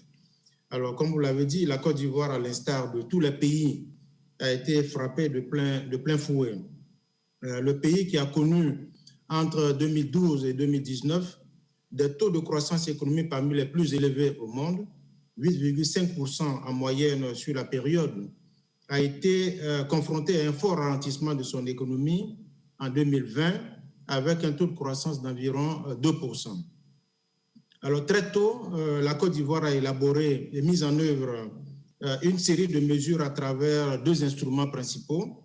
Un plan sanitaire d'un coût de 200 millions de dollars pour contenir l'évolution de la pandémie et un plan de soutien économique, social et humanitaire d'un coût de 3 milliards de dollars, ce qui représente 5% de notre produit intérieur brut et visant à réduire l'impact de la crise sur le tissu économique et social. La crise sanitaire a entraîné une augmentation des dépenses publiques liées à la lutte contre les effets socio-économiques de la COVID et au renforcement de la sécurisation des populations. Les recettes totales, parallèlement, ont connu une baisse du fait du ralentissement de l'économie. La politique de financement en 2020 a dû ainsi être ajustée pour prendre en compte les nouvelles priorités et les nouveaux besoins liés à la pandémie. En conséquence, le déficit budgétaire a été 2 fois plus élevé que celui qui était initialement attendu. La Côte d'Ivoire, à l'instar de la plupart des pays en développement, a ainsi été confrontée à des difficultés car elle devait concilier plusieurs impératifs. D'abord, financer prioritairement le plan sanitaire, le soutien à l'activité économique pour assurer la préservation de l'emploi et préserver, les conditions de vie des populations. Dans le même temps, il fallait continuer à faire face aux défis quotidiens, notamment poursuivre le développement du capital humain et réaliser les infrastructures socio-économiques. Pour relever tous ces défis, la Côte d'Ivoire a bénéficié du soutien de ses partenaires techniques et financiers, des institutions bilatérales et multilatérales de développement, des organisations régionales et sous-régionales, du secteur privé, mais aussi des ONG. Aujourd'hui, sur la base de notre expérience, nous affirmons que la solidarité internationale est essentielle en ce qu'elle permet de mutualiser les efforts et de faire face avec efficacité aux menaces communes. Nous saisissons la présente occasion pour saluer toutes les initiatives internationales qui ont été mises en place depuis le début de la pandémie et nous pensons qu'elles doivent se poursuivre et se renforcer afin d'éviter la fracture sanitaire. Les besoins de financement des pays africains sont estimés à 200 milliards de dollars. Par ailleurs, les besoins urgents de financement nés de la crise sanitaire sont estimés à environ 100 milliards de dollars pour les 3 et 4 prochaines années. C'est pourquoi, de façon concrète, les actions de solidarité en faveur des pays en développement devraient se traduire par 1. L'accès équitable aux vaccins contre la COVID à travers l'application de tarifs abordables pour les pays en développement. Cela a été couvert par plusieurs intervenants. 2. L'extension de l'initiative de suspension du service de la dette au-delà de 2020 pour couvrir toute l'année 2021 et cela afin de donner des marges de manœuvre budgétaires au pays. Et 3. La restructuration, voire l'annulation de la dette pour les pays les plus fragiles et fortement impactés par la crise. 4. L'accès à plus de ressources concessionnelles, combiné, bien sûr, comme Vera vient de le dire, à l'octroi de droits de tirage spéciaux. Et 5. La concrétisation de l'engagement des pays développés à consacrer 0,7% du revenu national brut à l'aide publique au développement. C'est la moindre des choses, les 0,7% du revenu national à consacrer à l'aide publique au développement. Et 6. La mutualisation des efforts en vue de permettre d'éviter l'évasion fiscale. Alors, parallèlement à cela, les pays africains devraient, quant à eux, conduire des réformes majeures. Ces réformes devraient porter sur l'amélioration continue du climat des affaires, le renforcement du recouvrement des recettes, l'amélioration des capacités des marchés financiers domestiques et régionaux afin d'offrir plus d'opportunités de financement en faveur des États et l'orientation des financements et des investissements directs étrangers pour la restructuration donc, des économies. Telles sont quelques propositions en 2 volets qu'il m'a fallu nécessaire de partager à l'occasion de ces échanges. Donc, je vous remercie de votre aimable attention. Thank you very much indeed, Minister, for that very comprehensive overview of not only what Côte d'Ivoire needs to do, but other countries in Africa. I'm sure we'll be hearing a lot more about SDRs in time to come. Thank you. So now I'd like to ask Charlotte Petri-Gornitska. Charlotte, you're the Deputy Executive Director at UNICEF, an organisation, of course, which is playing a major role in the COVID-19 vaccine rollout. But how far has the pandemic made your wider mandate more difficult to achieve? And how do you think investments need to be prioritized in the future? Because we're looking at the ripple effects of the pandemic here. Thank you, Charlotte. Thank you very much, Zeinab. And it's a pleasure to be with the colleagues at OECD, the Think or Do Tank in your 60th year. So thank you for the opportunity. And we at UNICEF are actually celebrating 75 years of our own work. And we have always faced impossible either or challenges. And we always find ourselves needing both and solutions which address multiple issues. And there is a biological timeline with children which cannot be delayed. We know that the first 1,000 days of life are vital for brain development. We know that routine vaccinations are essential for child survival to age 5. And so it continues up the age ladder with access to school, training and opportunity vital for the world's current 1.8 billion young people as they transition to adulthood. And all of this is at risk due to COVID-19. An additional 150 million children are already estimated to be in multidimensional poverty. And progress on infant mortality may be put back up to 15 years. So for UNICEF and others, this has really brought total mobilization. From day one, we have been helping countries to obtain urgent supplies from PPE to oxygen concentrators.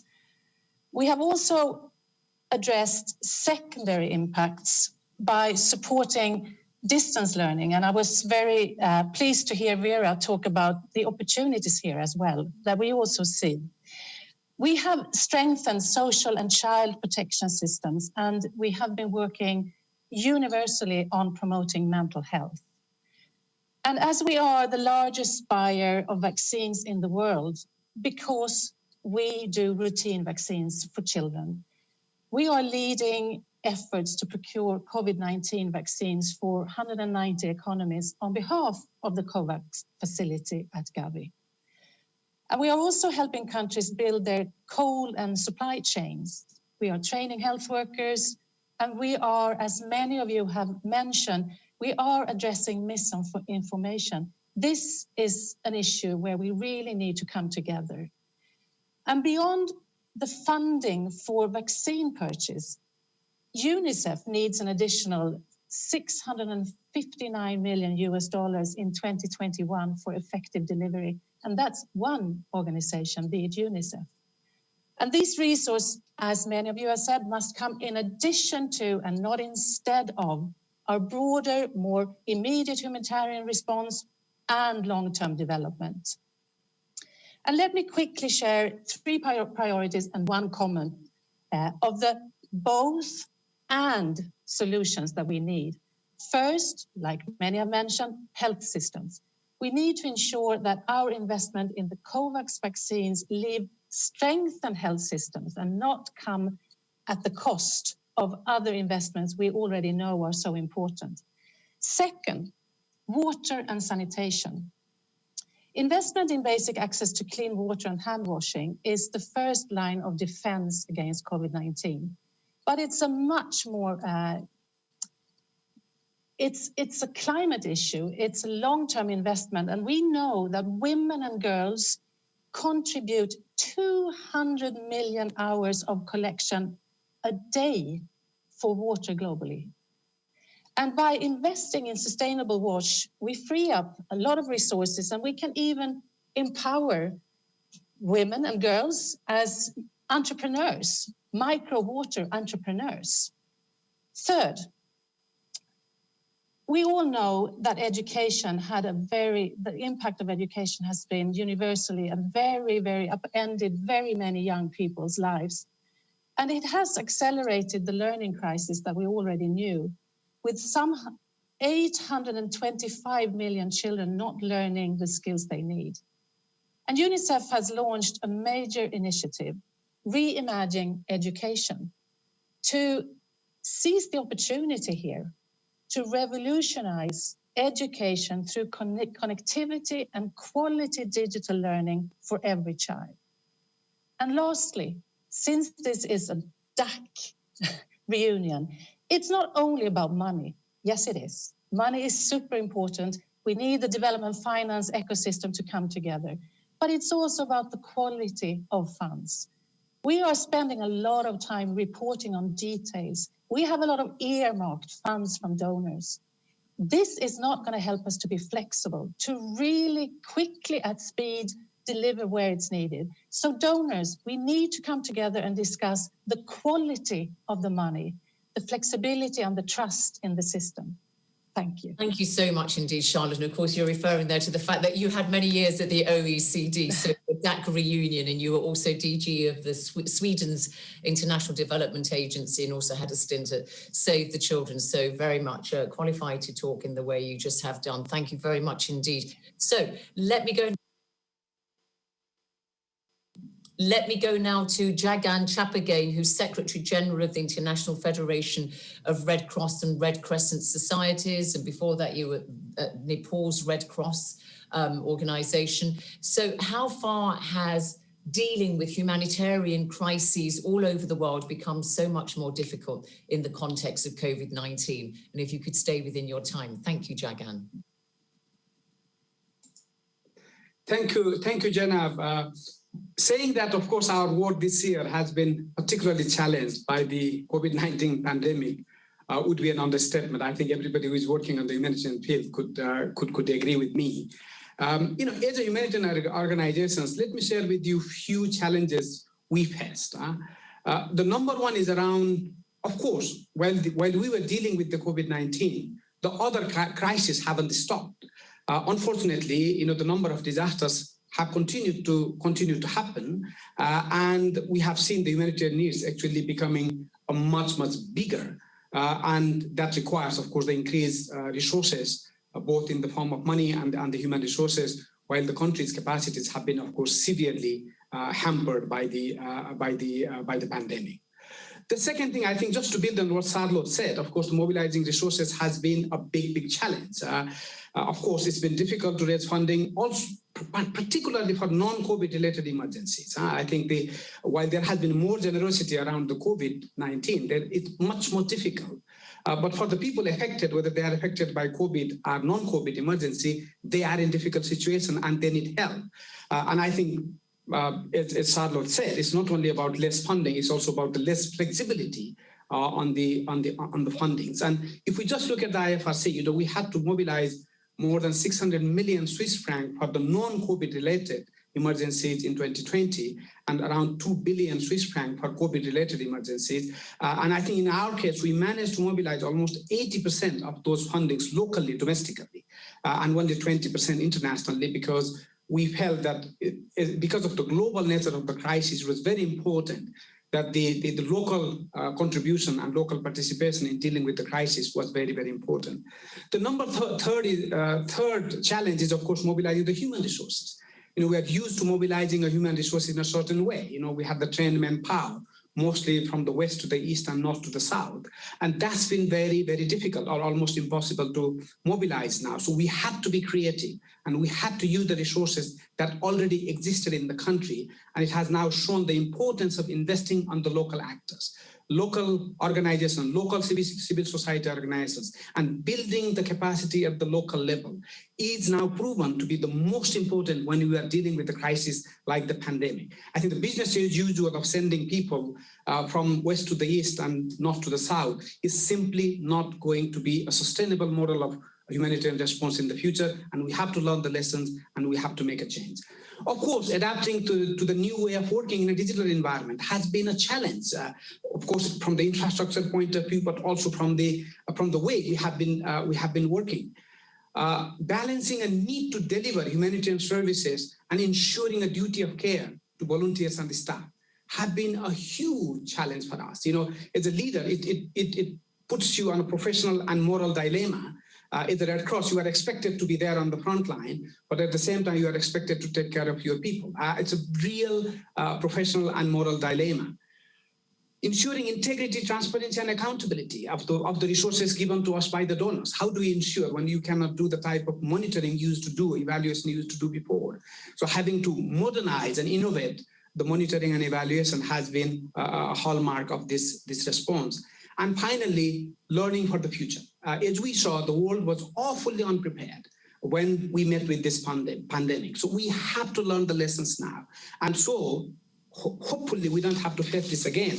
But if we have to, we are ready. We are ready to deal with a similar pandemic in the future. Now, despite these difficulties, I think we have no choice but to redouble our efforts, not only to respond to the humanitarian crisis, but also in the longer-term development and resilience-building activities in the communities.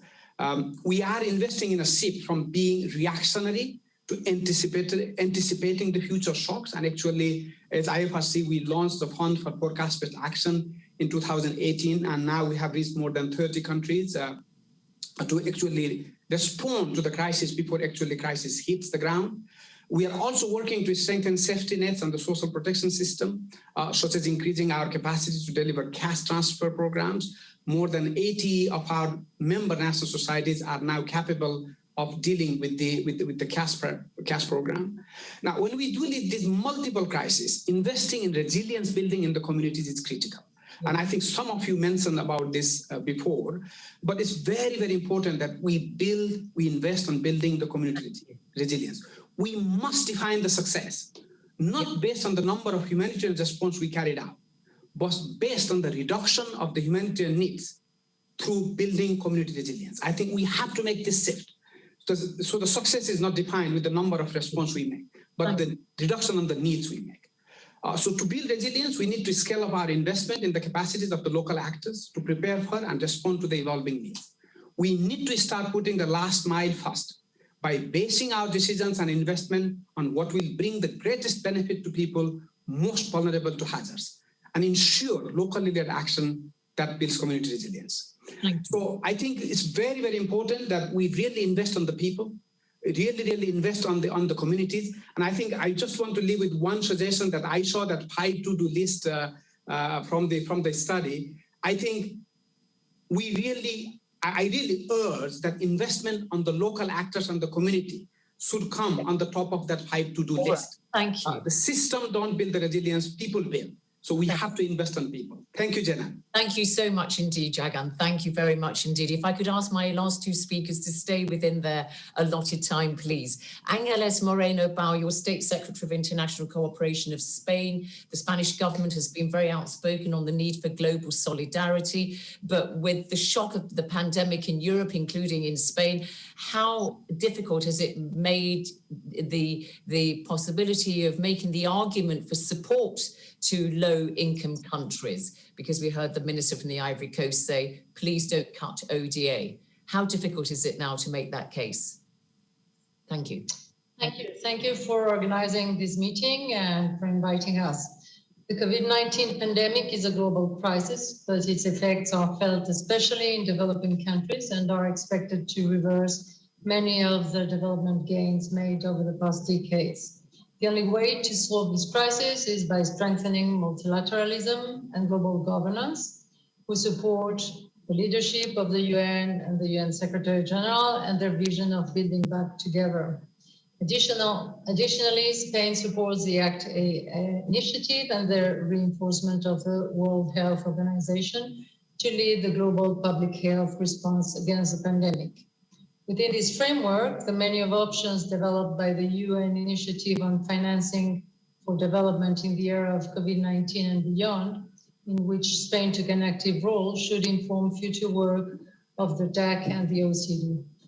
Ensuring coherence between domestic and international policies has become fundamental to fight the crisis. At a time when the international community is discussing debt relief and large injections of cash, aid cannot displace the efforts to guarantee a reliable tax base in some countries. We fully support the work of the OECD and the UN in this area, and further efforts are needed to raise the voices and address the challenges faced by developing countries and their ability to mobilize domestic resources. OECD should promote a more horizontal work amongst its committees and with the United Nations. We also emphasize the need to promote debt restructuring or relief and to seek an international consensus to make debt relief conditional on the fulfillment of the SDGs while not losing sight of the financing and debt relief needs of middle-income countries, particularly those in Latin America and the Caribbean. Now, more than ever, it is important to use the most concessional ODA resources to protect the rights to education, food, employment, and to strengthen the health and social protection systems, especially for the millions of people who work in the informal sector.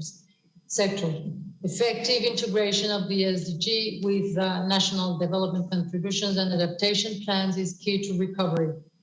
Finally, Spain would like to put forward two priorities intended to build resilience in the long term: the promotion of integrated national financing frameworks as toolkits to link planning and financing, to coordinate efforts to mobilize and align a wide range of financing resources to achieve the SDGs, and secondly, boosting a territorial approach and strengthening the role of intermediary cities and rural-urban linkages.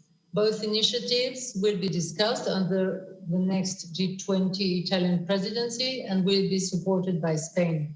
We can turn this crisis into an opportunity, and we need a new global social contract with sustainability, social inclusion, and carbon neutral economies and at its core, guiding the necessary fiscal and structural reforms aligned with the SDGs. Thank you. Thank you so much indeed, State Secretary. Thank you. And our last speaker is Uta Bolhoff, Deputy Director General at the Federal Ministry for Economic Cooperation and Development in Germany. Final brief comments. It's very incumbent on high-income countries such as Germany to ensure that the world builds back better and more resilient from this crisis. So just in 3 or 4 minutes, please, your comments on that. Thank you. Good afternoon, and thank you for having me. I would like to echo what colleagues have voiced before, and we are all in this together. With no doubt, the funding for COVAX to ensure vaccine equity needs to be further increased. And, you know, as Germany providing 600 million euros in 2020, this is a start, and we are currently in the process of supplying more. The pandemic crisis is a burning glass to existing challenges, the sustainability, inclusiveness, and inequality. Going forward, we need to work even harder to mobilize additional resources, both from public and the private sector, but also make sure that we invest in areas that support sustainable and inclusive growth. So if high-income countries want to become climate neutral, they also need to help partner countries. To secure and create jobs, we need to facilitate the integration of low and middle income countries into the global economy. We need to invest in food security. The numbers are alarming. We need to ensure strong public health systems, water and sanitation. And furthermore, we also really need to address the young generation through innovative concepts of distance learning, as has been discussed here. But what we really can do as of now? Foremost, we really need to increase collaboration across public and private sector, multilateral organizations and partner countries. We need a better coordination among DAC members, non-DAC donors, and agencies we support in partner countries. Team Europe is a great example. We need to front load and reprogram where appropriate and mobilize additional resources for ODA. Germany mobilized an additional 2.7 billion last year, 1 billion being reprogrammed. And we need innovative financing instruments to share risks and rewards fairly and to mobilize new and more sources to finance for the recovery and achievement of the SDGs. The OECD Blended Finance and Impact Week, as well as this year's World Economic Forum, I think have really gave us hope. The private sector is ready, but policies now need to be made to also ensure that sustainable investments can be made. And we need, as Susanna said, to increase really effectiveness and the flexibility of funding mentioned by Charlotte. We are really convinced that the new dynamic and multilateralism will help achieve these ambitious goals. G20, particular with debt restructuring, and G7 making a priority to the recovery of the pandemic crisis. So let me conclude by saying the crisis can and must be an opportunity to build a more sustainable, inclusive, and equitable economy, to recover greener and to leave no one behind. Thank you. Thank you so much indeed, Uta Bolhoff. Thank you for bringing all that together. And I'm going to call now on Jorge Moreira de Silva, Director of Development at the OECD, Development Cooperation at the OECD, to just really reflect on today's interventions and just tell us how the OECD is going to take this whole agenda forward. And if you can do that in a couple of minutes, we started a minute late, so I'll let you go to a minute after the top of the hour. Thank you, Jorge. Thank you, Zeinab. And as we are hosting, I'll try to keep the time and in 2 minutes, because it's impossible to capture all the wealth of knowledge and commitment and ambition and leadership that was provided today, but just to outline a few messages. Clearly, words such as collaboration, coordination, flexibility, effectiveness, interdependence, innovative finance, global public goods, all these elements are aligned with the work that we are producing beyond the multilateral development finance report, outlining the need to go beyond the multilateralism à la carte, and therefore better equipping the system with the flexibility that is needed. But let me quote the Secretary-General. I think that when he started, he urged us in his opening remarks to use this crisis as an inflection point, but more than that, a time to take action for a more equitable recovery. This is the year the world starts to move beyond COVID-19 crisis, as many speakers outlined, and advanced economies have a health, economic and moral imperative to support vaccines and recovery for all. So this dimension of interdependence and gains beyond health were clearly outlined by many speakers. Development cooperation providers have a unique role to make sure this is done without leaving anyone behind, giving their commitment to support countries most in need. We know that this approach not only benefits all countries, it is also the only way forward. As many have stressed today, Zeinab, there is only a global recovery from this pandemic or none at all. And prolonging the global pandemic will escalate inequalities within and between countries and delay the global economic return. So this crisis opens a window to invest better in our common future. So we commit to continue this discussion. You have heard from our DAC chair, Susanna Moorhead, about the leadership that the DAC is providing on this. You have heard from the Secretary-General and from my colleague Stepan Skarpeta that this is really a priority for the entire OECD, and I can guarantee you that this is just the first of several discussions, and I hope that next time we'll have more chances to interact with the public. Thank you again, and I'd like, of course, to thank my restless team for the amazing work that they have produced, and again, many thanks, Zeinab, for moderating this session. Thank you very much indeed, George, and thank you to everybody at the OECD, all our speakers as well, and those of you who gave your comments and questions on the chat screen there. It's been my pleasure to be with you at this high-level dialogue on vaccine equity and building back from the COVID crisis in a resilient and inclusive way. We've all got lots of food for thought, and we renewed congratulations to the OECD for putting this together, and on the year that you turn 60, the world needs the wisdom that's been gathered over the decades from the OECD. Thank you very much indeed, and hope to see you all sometime in the future. From me, Zeinab Badawi, here in London. Goodbye. Thank you.